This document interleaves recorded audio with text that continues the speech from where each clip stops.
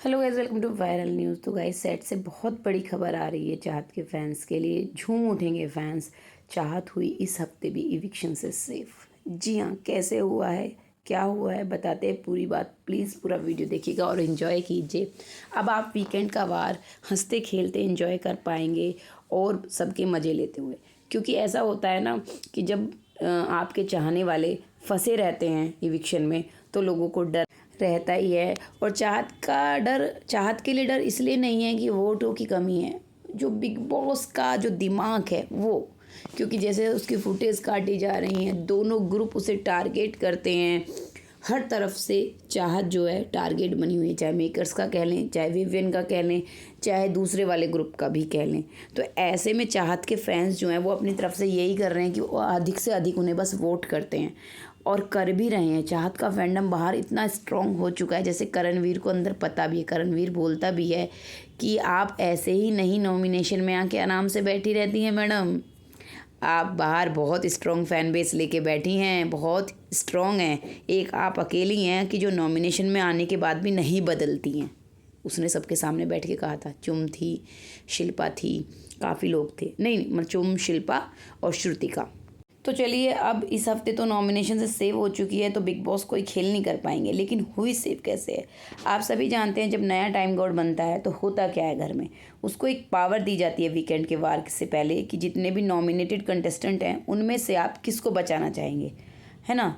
निकालने की पावर तो वो बिग बॉस ऐसे देते हैं कि भाई घर में वोटिंग करा देते हैं, लेकिन बचाने की पावर टाइम गॉड के पास रहती है। अब की बार रजत और उधर पूरा ग्रुप था, विवियन, अविनाश, ईशा और दोनों रजत के भी, कशिश और सारा, ये सब नॉमिनेटेड है और साथ में चाहत भी है। तो ऐसे में चुम के पास पावर आती है कि आप किसे बचाना चाहेंगे, किसी एक को सेव करना चाहेंगे। तो यहाँ पे जो चुम है वो चाहत को सेव कर लेती है। जी हाँ, तो चाहत इस तरह से बच जाती हैं। अब कई लोगों का क्वेश्चन होगा कि चाहत को क्यों सेव किया, चुम चाहत को पसंद नहीं करती है। मैं आपको बताना चाहूँ, देखिए सामने के तीनों हैं और ये तीनों हैं रजत वाले। तो ये रजत ने उनके साथ क्या गेम खेला था, उनको कन्विंस करने की कोशिश की कि मैं आपका टास्क में साथ दूंगा टाइम गॉड के में।